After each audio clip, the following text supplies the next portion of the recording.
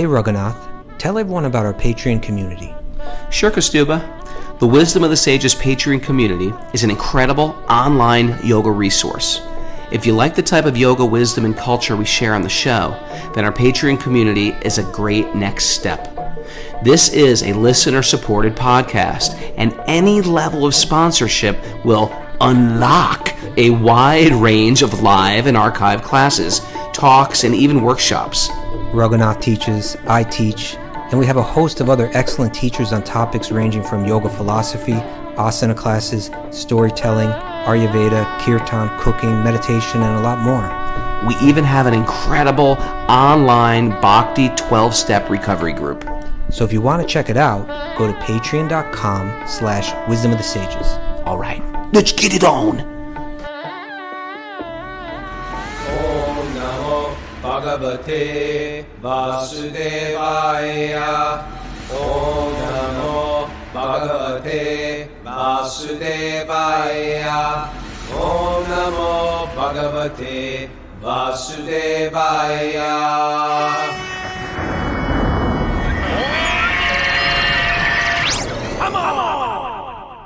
Live from Super Soul Farm, this is our New Year's edition of Wisdom of the Sages, a daily yoga podcast with your host, Raghunath, and co-host and senior educator at the Bhakti Center, Kaustubha Das. Welcome to the show, and welcome to 2021, everybody.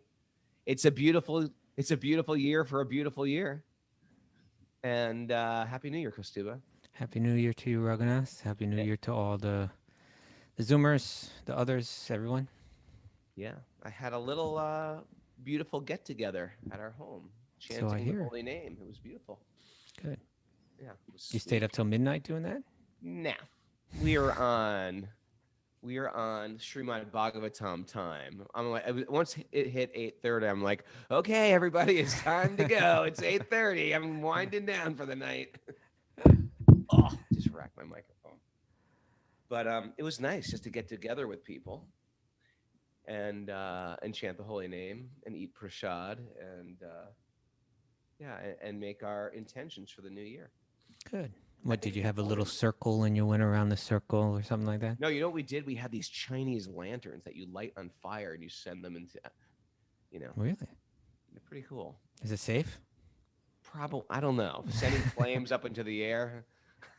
I don't know. What forest? It doesn't, but near a forest, near like dead pine trees. What could go wrong? But that's what we did. Okay. You going to share your intention? It was beautiful. Yeah. Get a little closer to the mic. I shared it yesterday. This is the year I'm just going to upgrade all these facets of my life. Like? What I put in my mouth, what I put in my ears, what I put in my eyes. Weren't you doing that this past year, though? Well, really, the Makeover Monday crew had me. They didn't have me, but their company encouraged me to go on a 21-day cleanse, which I just finished a week ago, and it changes me. And I started running every morning and running every evening, and spending more time outside. And all these stuff I just made excuses for. I got to deal with the kids today. I got to go here. Sometimes I get behind this computer. I never leave the computer. And I just made a decision. Like, that part of my life is over. And this sounds crazy or weird, but, as I get older, I don't want my body to fall apart. And so... Stay close to that micro because... Okay. I'll be on that microphone. And so I just have this idea... So I went through, like, what should my body be like? This sounds a little crazy. What should my body be like at my age? What do I want my body to be like? So I was, like, looking at different bodies of men's bodies. I was like, I want that body. I can have that body. That's reasonable to have that body. Who were you looking at? A few Playgirl magazines. Arnold Schwarzenegger. Arnold Schwarzenegger. No, excuse me. Just the idea of, like, I can do whatever I want with my body. You know what I mean? Yeah. But it's not just my body, because that's just one facet of our health. But what I consume, I'm not interested in politics and news anymore. It doesn't help me become what I want to be. Yeah. I want to be a pure devotee. and I'm working on it, and I'm working on myself, and I'm really making a commitment not to criticize, not to be offended by people. Mm-hmm. You know, all those pillars of bhakti we talk about, um, and uh, and just to have more time for people. Sometimes people like, oh, Raghunath, I hate to bother you because you're always I know you got a lot on your plate, but I want to be that person that people can feel like, I feel like this guy's got all the time in the world for me. And I want to offer all my food. It's one of my bad habits. I don't offer all my food. I want to offer my food to Krishna. Every time I put a piece of food in my mouth, I want to have that as a meditation. This is coming from above. I didn't do anything to create this food. I'm a second-hand creator. I've created nothing. I just take what's already been given to me and I just manipulate it around. And so I want to appreciate that everything I'm putting in my mouth is coming from a source. And I want to appreciate that source. And I think that's the beauty of the idea of prasad and offering food, is that there's an appreciation immediately. And once here's a natural food, this is coming from the earth, and it's for my benefit, and I want to honor it. Good. You know, I had a thing recently where I was like, for a few days I had this it was like sciatica, Yep. but it was going down the front of my leg instead of the back, which is weird, you know. But it was intense, you know. I was like in pain all day, and I was just kind of waiting for it to go away. And then I realized, you know what? I just haven't been doing my asanas for a long time, you know. And I did a little bit of asanas, you know. I'm talking 15 minutes, and it immediately disappeared. Amazing. Immediately, and then I just kept doing that, you know. So I've just been doing, you know, I do 15 or 20 minutes a day, because let's face, as you were saying, I think it was yesterday, right? You and I are going to be 55. Yep. In January, we're having our January. birthday shows. And okay, and Accepting all birthday presents too, by the way. right. So, but you know, I realize, especially now, you can't get away. You know, as you get older, you realize this body isn't mine. I got to use it in service. I got to keep it up. You know, I got to keep it working well. You know, but it actually doesn't take all that much. You know, doesn't take right. I if agree. you eat good food and you eat it reasonably, like you don't eat too much of it, you walk around a bit, you know, like you move your body, and you just do 15, 20 minutes of asana just to move that spine around and move the air around a little bit. What to speak of if you do a little pranayama, you know, you're going to be in pretty good shape. You're ready to go into your 60s, your 70s, your 80s, like as an active person. And people, these simple, you know, aspects of sattvic, you know, self-care, if you want to call it, right? Yeah. They're not that complicated. It's just that we don't know about them, you know, or we're just too damn lazy to do it. Yeah. Yeah. You know what? It's a missing out on priorities. That's what it is. That's what I've done. I've just like screwed around with my priorities. And if I want to give my kids or my family the best version of myself, I got to take care of myself, or else I'm not really qualified to love. They'll get some nasty, out of shape, sickly, old guy, and I'm just over it. All right. So happy It's a New Year! It's a new year. All right, as I'm polishing my reading glasses, I pop the lens out. So this is just We're back. We're going back backwards. with a one lens glasses. So we're gonna go over. Continue to go over the first and second canto, just to recap this stuff. Yeah, recap. And I'm very excited because as we started doing it, it was really fun. Yeah. To just see what we're reading, and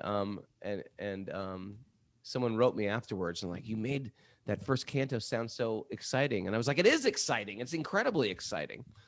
Yeah. And you know, yeah. And as we like look at these texts, like you and I studied Bhagavad Gita, you know, when we were kind of new to this in Vrindavan with real good teachers, and they had a way of like doing the overview, right? Yeah. And so all these verses, which almost feel like they're just randomly dropped in, and you're not seeing the connection, when a teacher can kind of explain how they're all connected, it really starts to come to life and become more exciting. And so we've been going through this, but I think it was necessary that we do this recap, you know?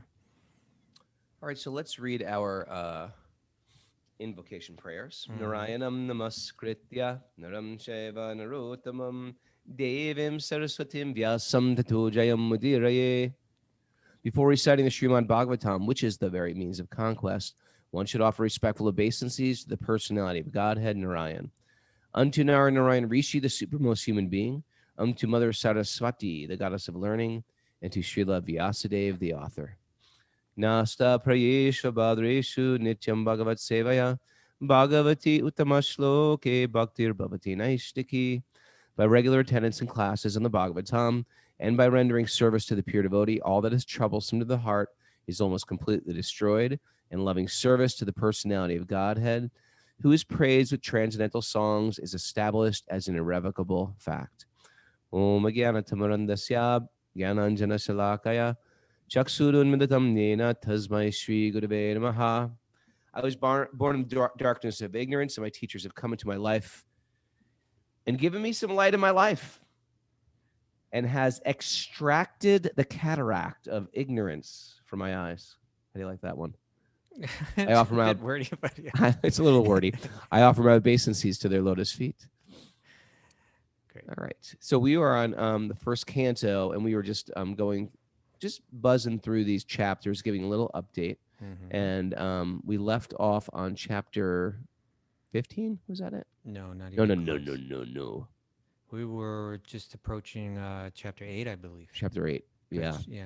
We were mentioning. So these are the prayers of Queen Kunti. Queen Kunti, she's a queen. She's an empress. She's the parents of all these great heroes: Arjuna, Yudhisthira, Bhima, the stepmother of the twins, Sahadeva and Nakula. And even she's Karna. had an incredibly tough, secret mother of Karna. And she's had an incredibly tough life, even though she's born. We tend to think, there's this tendency to think, hey, let me tell you, look, this is a good story. We tend to think like, okay, she's privileged. She's got everything she wants. Wrong. Privileged people, everybody, no one gets a pass from suffering in the material world. Can I tell you a good story? I heard it from a sadhu. Okay, there was outside my window, we have bird feeders, and we have these, I don't want to say ugly, but they're just, average birds come. Every now and then you see this magnificent average birds, like little gray birds. You don't really notice them, like sparrows. Macaw. Well, sometimes you get these like gigantic red-headed woodpeckers that come that blow your mind, or beautiful cardinals, or these bluebirds. But anyway, so this average gray bird was looking in his reflection and said, "I'm so average. I'm so damn average." And then he flew around and he saw this swan. Oh, this turned into a fable. This is a fable, right? Okay. And he saw this swan. He went to the swan. He said, "Look at your milky white feathers. I'm so average. I wish I could be more like you." And the swan just said, "Oh, little bird, don't you understand? I'm just one color. You got to talk to a parrot. They're two beautiful colors." And he thought, yeah, the swan's not so good after all. And he went to the parrot. And the parrots in India, they have that ring around their neck. Yeah. And he went to the parrot and said, "Oh, my God, you're beautiful. You're bright green with an orange ring around your neck. This is quite fascinating." And the parrot says, "You think this is something?" Peacock. You should see the peacock. The peacock's got so many different colors. But it's very hard to find peacocks. So he had to go to a zoo. So he went to the zoo and he said, "Peacock, I have never, ever seen anything like you. You are so beautiful." He says, "Yeah, but because of that beauty, look where I am. I'm in this prison." So no one gets a pass. We all have a certain privilege in a certain way, but no one gets a pass from some type of pain in the material world. And Queen Kunti is that person. She had everything in one sense, and then her husband died, right? And then she was left with these children. And then she actually lost her kingdom because the brother, Dhritarastra, became the king. And now she's sort of like got these kids. They're raised in the kingdom, but the king himself isn't so favorable. And the cousins actually want to kill Yudhisthira and Arjuna. They're incredibly envious of them. And so her whole life was just like, it was like what we call you know, sand in your sweet rice. Sweet rice is considered like a famous Indian dessert. But imagine if you had put a little sand in there. You can't fully enjoy it because the sand is crunching on your teeth. So, in the same sense, material world for everybody is peppered with that sand and the sweet rice. That's part of being in the material world. And so she suffered tremendously in her life, and she wrote those very beautiful prayers that I highly recommend everybody to read today in the first canto, the prayers of Queen Kunti. Yeah. I don't know if she wrote them, but she just said them. Well, Right? she spoke them. Sorry, She spoke them. Yeah. She didn't pen them. She spoke them. Yeah. Yeah. Yeah. It's interesting because you think even when she was young, even before her husband died, right? She was given this benediction. Like here's a mantra for you. You can call on any deva, any demigod at any time. It's like, whoa. It's like, this is, Imagine getting that mantra. But yeah, she chanted it. And then the god of the sun came to her. And I guess it was implicit in the mantra, something like that, that it would like he would give her a child or something like that. Because she was only like 13 or something. She was really young. And so now she has this child, like, and the child, like, how the Devas have, it's like a whole different thing. Like, it's like immediately the child's born. And now she has this child, and she realizes, I can't keep this child. What will people say? What would, where did it come, And now, so someone may argue, Kaustubha, well, wait a second. How did she hide this child? How do you hide your pregnancy? But you know what? People do it all the time. They just wear baggy coat. People hide pregnancies all the time. It happens all the time. I'm sure. It's all the time. But in any case, I don't think it's necessary. That may not have been the case in this case. But in any case, she had to, she felt she had to put that child in a little basket and send it down the river. And so even from that apparent benediction, it just caused her so much suffering that she bore her entire life. What to speak of, when she saw her sons battling her other son, Karna, who she had to send down the river.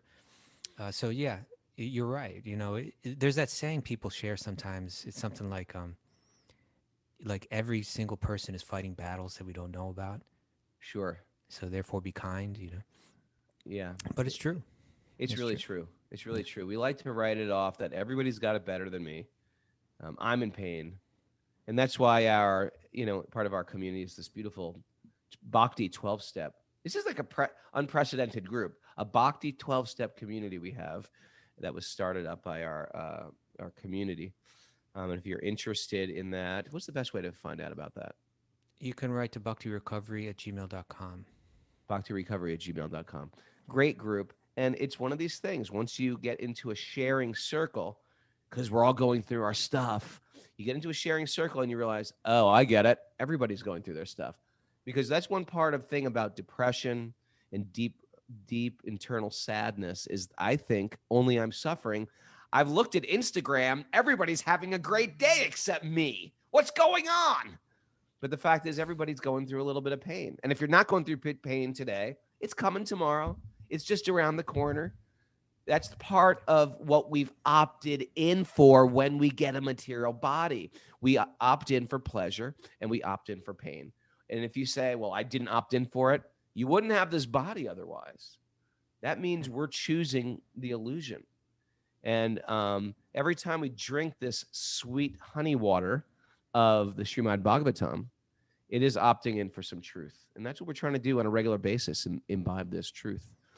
All right. So that was chapter 8. Well, yeah. Well, let's just to recap the recap. Chapters. The first 3 chapters were kind of laying out what the basics of the philosophy of what bhakti is. Bhakti is bhakti to God or to Krishna is kind of established as the path to complete satisfaction of the soul. Its value in comparison to other paths is kind of laid out.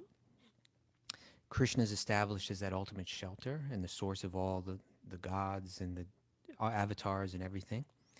And then these fascinating chapters 4 and 5 were where Narada instructs Vyasadeva. All of your incredible spiritual writings that you provided, you haven't given everything yet. And that's why you're feeling some sense of dissatisfaction. you need to directly glorify Bhakti and directly glorify Krishna so that people can fall in love with him and attain that Atma Supersiddhiti. And so then Vyasadeva has this mission now to, what he really does is he goes back and he revises the Srimad Bhagavatam. And he, and how's he going to lay it out, and how's he going to present it? And he goes back to the characters that he had already presented to us from the Mahabharata, these characters that people already love and have faith in. And one by one, we're going to hear them also establish that bhakti is the highest, good, that Krishna is the goal of, is our very source and our very goal of reconnection. And so it begins there with, we hear about the birth of Parikshit, of course, who's also in that family and who's going to be the main questioner in the Bhagavatam.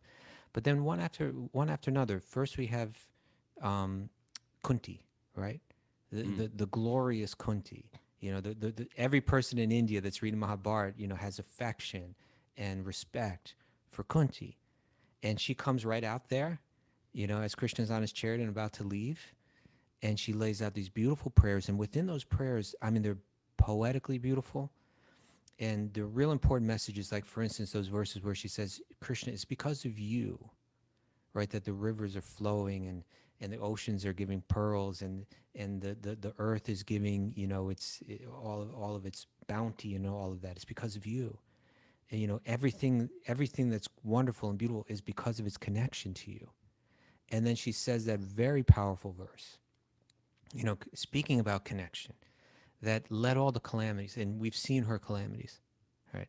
Let all the calamities that we've gone through, let them happen again and again. I don't mind that. All the struggles in life, they cease to be a problem and they even become a benediction when one is focused on you. Because when those troubles come, I remember you. And when I remember you, I transcend birth and death. Now, so this is Vyasadeva's way of saying, I want everyone to finally get the right message. I want you to read, when you read the Vedas and the Upanishads and the Mahabharata, I want you to really understand where it's all going. So I'm going to, right here in the beginning of the Bhagavatam, I'm going to bring forward one character after another that's going to establish this point. And Kunti does it so beautifully in those prayers. And again, with that message that we all need to know and we all need to hear. As you're mentioning, we're all going through struggles. Right. But when we connect to God, when we use those struggles as an impetus to reconnect with God, they actually become benedictions. Very important, powerful message, right? It's like I'm in an incredible practice of complaining my entire life. And the more you do anything, you get good. You build muscles, so to speak. We built our complaining muscles where I can find a complaint about anything. And Queen Kunti is doing the opposite. It's like putting the stick in the spokes of complaining and just saying, no, I'm not going to complain about this. I'm incredibly grateful for this. I'm incredibly grateful for all these horrible things that have happened, because immediately when they happen, I start to take shelter of you. Yeah. Whereas when things are going good, I'm thinking, oh, my great life. I'm so good. This is why so many good things are happening. Life is good. Everybody's enjoying life. All right. And oftentimes we get arrogant. We forget our connection. And so it's times, and I find this in my life too, Krishna always keeps me on the brink of some type like potential disaster. When you cover up some type of, okay, now everything's going good with the family, then there's like some financial thing. Then everything's going with the good with the finances. There's some personal health thing. And that whatever it is, Krishna's always like, I feel like there's always a tug that the carpet can get pulled out from underneath me. But I've learned that Krishna just likes to keep me a little destitute because it always makes me dependent on Krishna. But Krishna, thank you. Yeah, and because you've read these prayers and meditated on them and appreciated them, it gives you those glasses to see it through, right? And it was a great lens to see 2020. Yeah. It was a great lens for 2020, and I think a lot of us really took shelter in the Bhagavatam in 2020, and we're like, what? Now this? What? Oh, Krishna, what is your plan for this? Right. And it's quite beautiful. And all right, it's our shelter. And then that takes us to chapter 9. What's that entitled? The passing away of Bhisma Dev in the presence of Lord Krishna.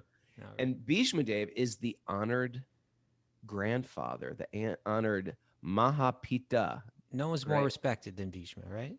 Well, no one's more respected. He's one of the 11. Is 11 Mahajans, right? Yeah. 11 Mahajans are 12. great. 12 Right. Mahajans, great Yeah. personalities. Testing Kaustubha. He That's- passed, of course. Mayor's 12 not here today. I'm going to be on the hot seat. The 12 Mahajans. He was born of the river Ganga. And so he had sort of a divine birth. And Ganga took him to the heavens to train him to be the heir to the throne. Yeah. All And this is in Mahabharata, shared on Mahabharata. yeah, it's like the intro to Mahabharata. But he also, even though he was the grandsire, he took this vow from childhood, from his teenage life, that he wouldn't be the emperor. So his mother's child, his second child, would be the emperor, because the mother was from a very poor family. Which was a very and maybe we won't tell the whole story right now, but was seen as an act of great self-sacrifice. Yeah, he gave up being the emperor. He took vows of celibacy, and he was an incredible warrior, which is not sort of their nature of these warriors. And so then he lived this long life of just like dealing with all the tough stuff, right? Dealing politically, dealing with all the tough stuff. Dealt with all the politics without any of the joy that comes with being the head honcho and the leader. But he had to deal. He still had to do the taxes. He still had to go through all the, do the finances, fight battles, take care of his younger brothers who ended up dying. And so even though he was in a position to be the emperor, he said, no, I took this vow. I won't do it. And he showed us the importance of commitments, of making commitments and sticking to commitments, and leadership and doing your duty, even though you're not getting the perks of that duty. Right. And so he's an incredible personality who you fall in love with. And he's got that wisdom, right? Yeah. And even his duty in one point was to fight, politically, he fought for the wrong side. He fought against Krishna, even though he was a great devotee of Krishna. And at the time of death, he had to be they couldn't kill him. He was too powerful. And he had this benediction that he could die at will. So I think it was on day 2 of the Great War. Arjuna went to Krishna and said, we can't beat grandfather. He's too powerful. He said, you can't beat him. Yeah, you're not going to be able to beat him. You have to go to him at night and ask him, please allow us to kill you. Because he was single-handedly taking down armies. He was a Maharati, which means he could fight like with 1,000 at once. So he was like a mystical warrior. Yeah, and so he had to beg. They had to beg grandfather with tears in their eyes because they loved him. Yeah. And beautiful scene. Yeah, beautiful scene. You want to cry, and then he bowed to them. So in any case, here he is, super respected from Mahabharata. Now Vyasa is going to use his mouth, right? Through him, we're going to hear the similar message about who is that Ashraya, who's that ultimate shelter. So what happens is now Yudhishthira is feeling aggrieved. Yudhishthira he's like, the battle of Kurukshetra is finished, and practically a whole generation or several generations of warriors have all been killed. The husbands of so many wives, so many important leaders, so many relatives, so many connections. He's feeling personally responsible because it was also that he could be king, and he's feeling so distraught over it. Even Krishna can't console him. And so what does Krishna do? Raghu? Hugs him. No, he didn't hug him. He took him to see. He said, "You know what, Bhishma, he was kind of killed, but he wasn't dead yet. He was lying on a bed of arrows, still on the battlefield, right? Waiting, because as you said, he had that benediction. He could choose the exact moment he wanted to die. He was waiting for Krishna to come back. He was waiting for the right astrological moment. And so Krishna says, okay, Yudhishthira, I'm trying to console you. It's not working. Everyone's trying to tell you that you didn't do anything wrong here, but still you're distraught. Let's go talk to Bhishma."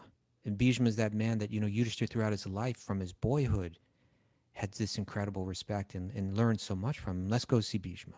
If you haven't read this book, you have to read it. If you're not a good reader, get it on Audible. The Mahabharata by Krishna Dharma. There's nothing like the passing away of Grandfather Bhishma. Yeah. And Bhishma just gives these incredible instructions about how to lead a kingdom. Yeah. To So that's there Yudhisthira. in Mahabharata and in Bhagavatam, right? Yeah. Yeah. So And then, so of they course, go. he asked Krishna to come forward at the time of death so he can see Krishna. Yeah. So, yeah. So in chapter 9, we go out and Yudhishthira sees Bhishma and begins to ask Bhishma questions. And Bhishma does the same thing. He says, you guys have suffered so much. It breaks my heart.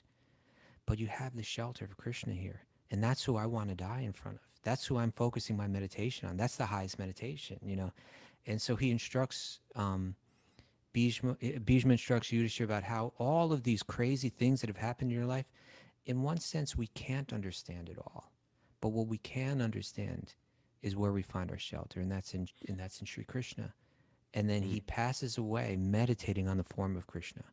So that's, again, Vyasadev's way of saying, let's get the focus right here, Right. It's not karma. I told you about karma. I told you about how to get material things through living in a pious way. It has a certain value, but it's not the highest thing in life. I told you about Jnana and the Upanishads and how you can find peace of mind and relief from suffering through renouncing the things of this world. And that has a certain value, but it's still not the highest goal. The highest goal is divine love and connecting with your divine source. And I'm going to be laying that out. We saw Kunti gets it. Bhishma gets it. He's laying it all out here. If yogis, we've heard this word samadhi so many times, and it's always sort of nebulous, vague, mysterious. What is samadhi? Do you sit there in trance? This is samadhi. He's demonstrating he is not bothered. He has the sameness in happiness, in leadership, in duty, and also laying on a bed of arrows. He's on his deathbed, most likely excruciating pain. And he's just giving very lucid instructions, very clear instructions to Yudhisthira. He's explaining how he wants to leave his body. Please call Krishna to the front. And he's just focused in this time where people can be in incredible agony or in shock or whatever. This is demonstration of samadhi. If you ever want to know what practical samadhi is, on your deathbed, incredibly focused and deeply connected. Thank you, Grandfather Bhishma. Thank you, Grandfather Bhishma. Now the next two chapters, 10 and 11, now that the battle of Krishna came to Hastinapur. His home is in Dwarka on the west coast. He comes to Hastinapur and Kurukshetra for the battle of Kurukshetra and to support the Pandavas and to see that Yudhishthira is established as the king. And now he's ready to go back to Dwarka. I love the fact that you can go to all these places. You can go to Kurukshetra, you can go to Dwarka, right? Well, we have to do the Kurukshetra pilgrimage at some point. We have to do Kurukshetra I've never been pilgrimage. there. We have to do the Namasharanya pilgrimage. You have to do the Dwarka pilgrimage. Yeah. There's too many good places. We got to do that all. As soon as this COVID thing's over, we're going to do this stuff. I want to put my forehead in the ground of every holy place in India. Yeah. And you know what's great about it? It's like you're actually excited about going to these places. Oh my God, Krishna lived here. Oh my God, the Bhagavad Gita was spoken here. Yeah. And there's still people who are there and they just worship those places. It's quite amazing. It is. So we'll go. So now again, chapter 10 is Krishna's leaving Hastinapur to go to Dwarka. In chapter 11 is Krishna entering into Dwarka. And in both of these chapters, we see that not only does Kunti get it, not only does Bhishma get it, but the residents of Hastinapur get it. The ladies that are on the roofs of the building as Krishna's leaving on his chariot, and the words, the beautiful prayers and the beautiful words of realization that they're sharing about Krishna and who he is revealing that they get it, right? And then as Krishna enters Dwarka in chapter 11, we also see how he's greeted, how that entire city is centered around their love of God, how they all have that. This is the difference between the material world and the spiritual world. The material world is we're all trying to be the center. When they enter into Dwarka, Krishna's the center. And everybody's, and because of that, everybody's feeling alive. Everybody's feeling connected. Everybody's feeling joy. Everybody's, feeling the deepest spiritual ecstasy. And so, and it's showing the variety of ways that he's greeted. Do you remember some of the people that greet him in Dwarka? His children, the queens, Yeah, the queens, his children. the local dogs who love him. A Is that beautiful mentioned? parrot landed on his shoulder. Now you're making stuff up. Swan from above. No, I don't know. No, but even yeah, People parachuting in. his sons and the queens. And it's even described. It's described how the city's decorated. You know how they use all these the different leaves and scented waters and so on. You know, people are blowing conch It's like shells. stuff a we can't celebration, it's a even festival. imagine. We can't even imagine these festivals. If you've never seen something like this, Yeah. it's like, we use streamers and like glittery, glittery tinsel. Like these are tropical, like mango leaf garlands flowers and lamps, like made with ghee or coconut oil. You could still find this in sacred villages going on a regular basis. What was that place we went to? Where? That we loved? Not Mangalore. Udupi. Oh, Udupi. Yeah. Udupi in South India, or Karnataka. What a place! It's like you're walking into a time. It's like you're walking every night. Every night, it's like a cultural festival, extravaganza, and they, it starts. This one sacred temple of Krishna. This is in South India on the west coast. Western coast, southern western coast, near the sea. And all of a sudden, these teenage boys. It's so funny, teenage boys. What are teenage boys doing in America? Just causing trouble. But teenage boys, they go into the temple, and the priest comes out, and they bring the deity. They place the deity on their head and he walks out, and these teenagers playing these incredible, almost like snare drums, but they look ancient. They're playing them with these like carved sticks, and they're marching the deity out. There's an elephant waiting for them. The elephant, the guy with the deity gets on the elephant. The elephant puts its leg out, right? It puts that leg out, and then you step on that leg. And the elephant bows down. It's like a whole thing. And then they have this procession with the deity around the village with chanting, and they're chanting Vedic mantras, and it's just like, and what does that do for people? Every day, it's almost like, here's our Lord. It's almost like, and it's not it's a somber thing, but it's a joyous thing. It's a festive thing. And also you see how culture is tied in to elevation of consciousness. When we talk about American culture, no one's thinking about elevation of consciousness. We're thinking about American culture, whatever. But every facet of culture is supposed to bring you higher. Art is supposed to bring you higher. Media is supposed to bring you higher. Music is supposed to bring you higher, right? Yeah. It's all meant to bring us to the same point that Bhisma Dev is seeing, that Kunti Devi is seeing. You have a bunch of teenagers learning drums, not just for the sake of learning an instrument, but learning it as an offering. Yeah. Another thing that's interesting is that if you look at the ritual, like the rituals that you're describing in Udupi, you can see that they were conceived of and developed in parallel with the Bhagavatam.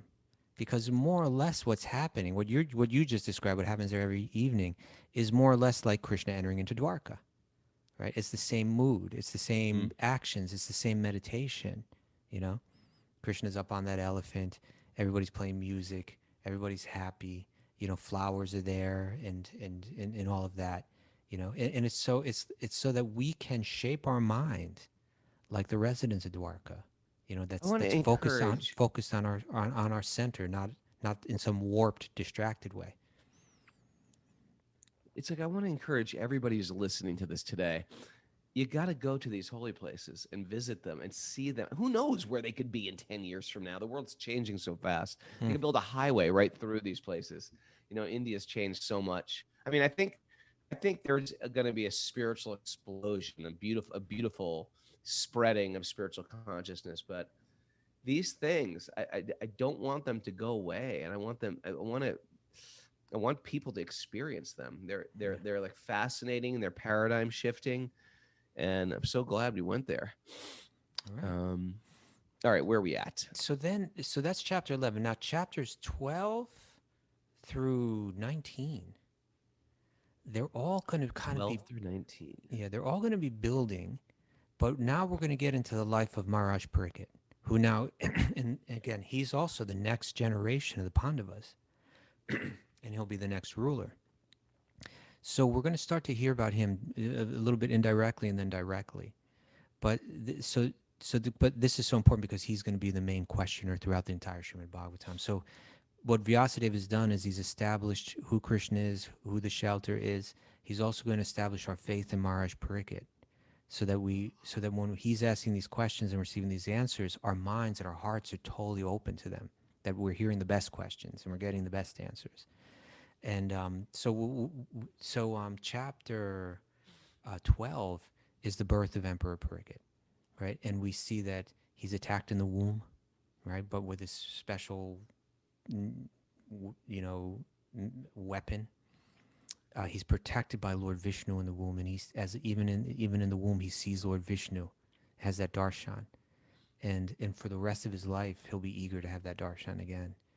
And then we also hear the Brahmanas make all the predictions about how glorious Pariksit will be. He'll be as great as Yudhishthira. He'll be as great as all of his forefathers.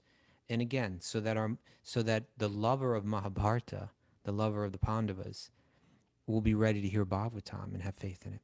Mm. So that's chapter 12. And then chapter 13. I love this one. Dhritarastra quits home. Yeah. It's a very British way of saying he leaves. He quits He home. quits home. He's quitting home. Yeah. Right? So, Dhritarastra quits home.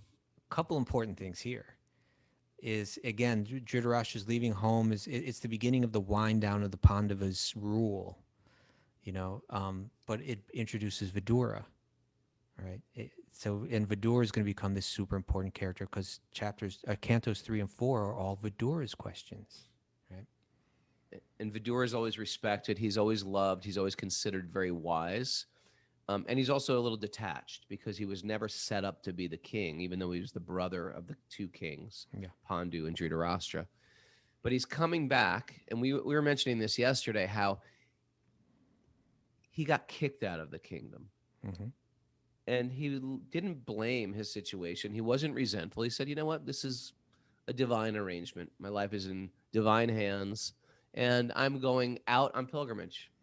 And so all the great souls from the kingdom, there were many great souls part of the kingdom, they were all like, oh my God, Vidura's leaving. And it's pilgrimage. In those days, it's not like, okay, I'm going to be back Thursday. It's like you just walk and you might just die. That might be You might the not end. come back. Yeah. And he goes on this massive pilgrimage, and it names the greatest thing is the place Vidura goes. We go to these places. They're always been holy places. Yeah. And so Vidura comes back, and it's all like, oh my God, the war is over. Vidura's back. There's a new king. Yudhishthira's on the throne now. And look who's still here. My brother Dhritarashtra. He's the last surviving member of the family. And he's elderly, and he's humiliated. He's wasting his last years, right? His last years of life, which he's, as we get older, we're supposed to start to realize, okay, time to turn it up, time to turn up my spiritual life. Not to just, try to enjoy the last parts of your life. Good luck. You can't even enjoy, body's not even good for enjoyment. And Vidura came and was very frank. He said, listen, you're old. Your teeth are coming out. Your hair is falling off. He starts going through his physical maladies.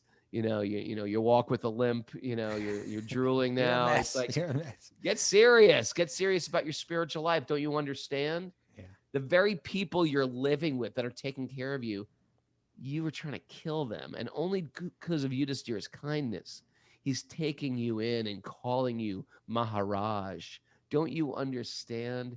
You're in a humiliating situation. Okay, you've made some bad choices.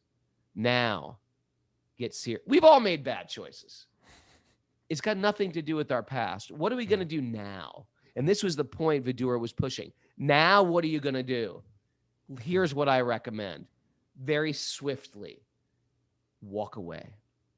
Get your wife, get serious, and leave. Get serious about your yoga. And he's like, well, what? He's like, just cut it. In the middle of the night, sneak away and head north towards the Himalayas. This was like the preferred place of meditation, getting ready to leave your body, and he did it. And when they woke up in the morning, where was grandfather? And who was it? Sanjaya was there. Where's my master? Yeah. Sanjaya was like the faithful servant.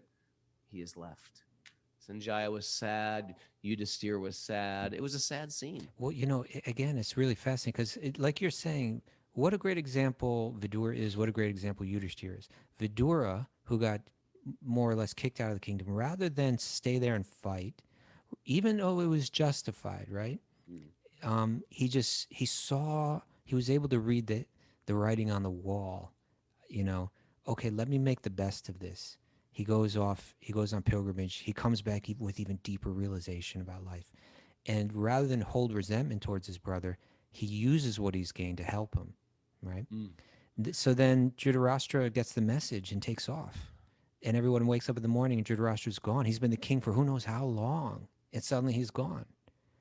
And Yudhishthira, who should be like, well, I never liked that guy anyway. The way he treated me was like so off, right? I can't believe I had to take care of him. Yeah, good, good riddance. He's like, where did he go? He's my uncle. It's my duty to care for him. What's going to happen in his heart? Yudhishthira just teaches me how to behave better. Oh, it's like, why am I so miserable? Gotta love Yudhishthira. But even that affection that he had, it's so fascinating. The Narada appears at that time, which is going to become a theme throughout the Bhagavatam, right when it's most needed, right when someone's in deep anxiety and doesn't understand what to do or how to respond, Narada appears. And Narada tells Yudhishthira that, you were seeing yourself as his protector, but ultimately, Krishna is the protector. So let it go. Let it go. This idea of doing your duty and then doing your higher duty. I'm just going to tell this little story, and I told it when we actually read this, I think, way back, but I'll tell it again. I was on a plane with my wife to India on pilgrimage, and I was sitting in the aisle, and next to me in the other aisle was a sort of a cool looking kid. He was obviously he was Indian, but he looked very collegiate young guy. And so we started talking, and I just told him I appreciated India, but I didn't tell him about myself. I said, well, what's your story? He said, well, I'm just finishing med school. My parents moved from India when me and my brother were very young, and my older brother and they worked very hard, and they paid for college, and we both are, my brother's a dentist, and I've become a dentist, and my brother's 24 years old, and I'm 22 years old. And I said, that's wonderful. It sounds like a very sweet dharmic family. I said, well, what are you doing now? And he said, well, I'm on my way to India. I know they grew up in America. So he said, I'm on my way to India. My brother made a very tough decision, and he decided that he doesn't want to be part of this material world any longer. And I wasn't dressed like a devotee or anything. So I was just sort of like interested. And so I just sort of kept on egging him on. Yeah. And I said, well, what do you mean? He goes, well, we have a tradition where we take sannyas. And sannyas means you give up all attachment to the world and just focus on God. How old was he? He was 22. I said, brother? So are you close to your brother? He goes, yeah, we're best friends. I said, and he graduated, he established his practice. Oh yeah, he's got an established practice, but he's just very focused on his spiritual life. And I said, so what does this mean for you guys? He said, it means we're all going to India. He's already there. He's a monk right now, but he has his official sannyas initiation today, or, in a few days. Mm-hmm. And we're basically saying goodbye to him because in our tradition, we'll never see him again. I was like, wow. That's real. I go, like, you're best friends with your brother. Your parents worked so hard to put him to med school. And I know you're probably religious, but are you at least a little bit hurt? Like my brother, like we are so close to me, goes, truthfully, at first, I was really hurt. My heart was broken. And then he sort of shifted it, and he started preaching to me. And he said, you know what? In our culture, there's something even higher than your material duty, and that's your duty to God. Because even though we have debts to our parents and debts to the government, debts to our professors, we have a higher debt, to Bhagavan, to God. And so my brother made the right choice, and it hurts me. And you know what? That's a good hurt. And I'm ready to take that hurt to see him ride this noble path. And I'll tell you what I'm going to do. I'm moving back in with my parents, and I'm going to take care of my parents because they've taken care of me. And that's something your culture has completely forgot about. Whoa. I was like, whoa, you just told me off. Excuse me. But you know what? It was It's true. it was so cool to get late. It was so cool to get schooled by this guy. Yeah. And I really appreciate it. So my point is, Dhritarastra quit home, and there's some pain. Whenever you got to say, you know what? There's a higher path. There's a good path. There's a bad path. There's a good path, and then there's the highest path. And that highest path is what we are being goaded towards again and again in the Bhagavatam. Right. You know, I think that's part of a true wisdom culture, right? A true culture of wisdom. One element of that culture, and we'll see it throughout the Vedic culture and the teachings of Bhagavatam and Bhagavad Gita, is that a wise person, they learn to voluntarily accept what nature will eventually make them accept involuntarily, right?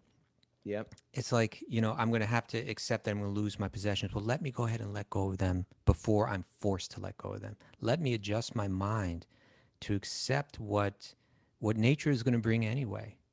You know, and then when nature takes it away, you don't feel that pinch because you've already learned that detachment. And that's a beautiful example. That's an amazing story. It's an amazing story. It's so deeply woven in the culture. Like, I get it. I get it. It hurts, but I get it. And I bet that when he was speaking, like when you said, well, were you hurt? You know, he said, well, at first, you know, there was a bit of that, but then there's also like that, almost like that pride. Yeah. Like, I admire what he's doing. And that admiration, you know, it just kind of fosters that love and respect even more, so that person actually remains like the real like, if you could say, what's the value of this brotherhood between the two? Well, a large part of it, or maybe the most important part of it, is that elder brother is sharing so much with the younger brother, right? About how to live a better life. And even here, by his going away, I would imagine in many ways his presence in the mind of his brother was even strengthened, maybe even more so than him being there, right? Sure. That not only did he tell me these things, but then he lived it, you know, and he lived it in this through this powerful vow that he took.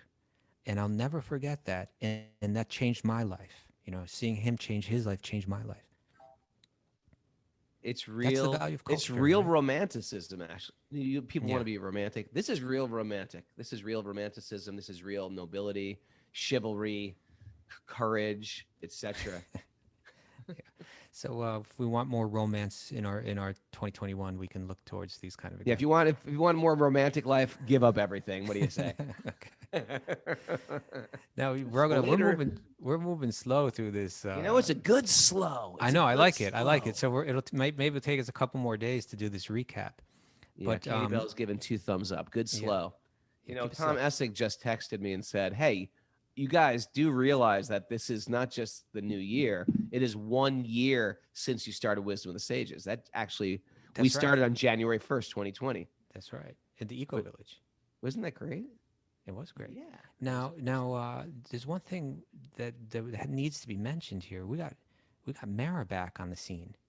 She's here. You're kidding. Mara's No, here I'm not now? kidding. She's here. Where the And hell is she? I'm trying to figure out, is there a way that I can unmute her? Where is she?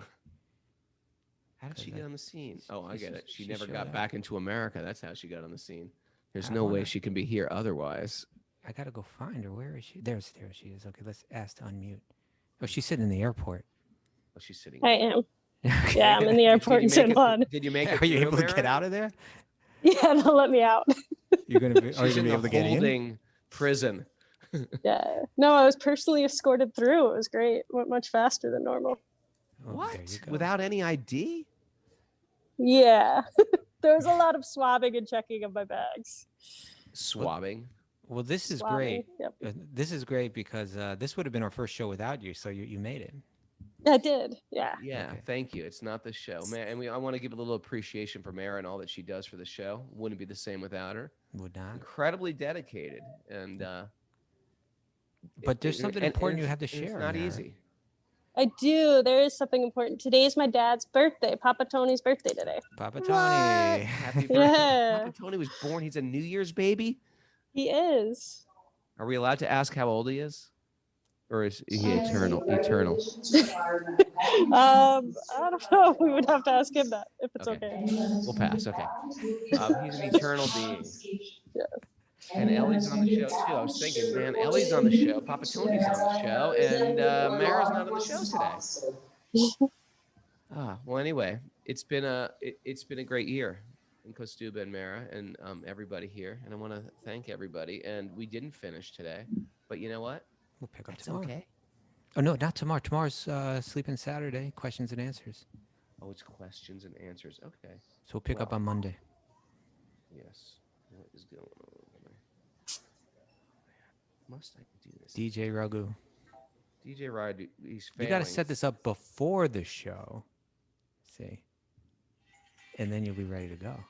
There we go, people. Make that a New Year's resolution, Raghu. Okay, I'm gonna get my DJ skills better. Thanks, everybody. Hey, our good friend Madhu is teaching on Sunday. what day is that? That's Mara. Do you know? You still there? She just Did she mute disappeared. herself? Where'd she go? Anyway, our good friend Here she Madhu is Has to teaching, unmute. Here we go. and Mara? Madhu Yeah, has. this Madhu. thing- Oh, go ahead. Yeah. Sorry. Madhu's workshop is Sunday at 6 p.m. Eastern Standard Time. This Sunday. 6 p.m. Eastern time, and he has this thing where he gives. If you write Wisdom of the Sages and put Madhu in the subject line, that's Wisdom of the Sages 108 at gmail.com. He'll give you a free consultation. So he does all these Vedic arts, like very expert at kirtan, Ayurveda. Just a wonderful guy, this Madhu, and he's a big part of our team. So check him out. And if you want one of these free consultations with him, email Wisdom of the Sages 108 at gmail.com and put Madhu in the subject line. Thanks everybody for joining us. I'm teaching at 6:30. If you want a yoga class after this, 6:30 at supersoulyoga.com. And I want to thank everybody for being with us this year and to wake up early. You could have hit snooze. You could have slept in. And you were here hearing the Bhagavatam. Let's make some great shifts in our life in 2021 to get us closer, more connected, upgrading at every moment in every way. Thank you, everybody. It's a beautiful day for a beautiful day.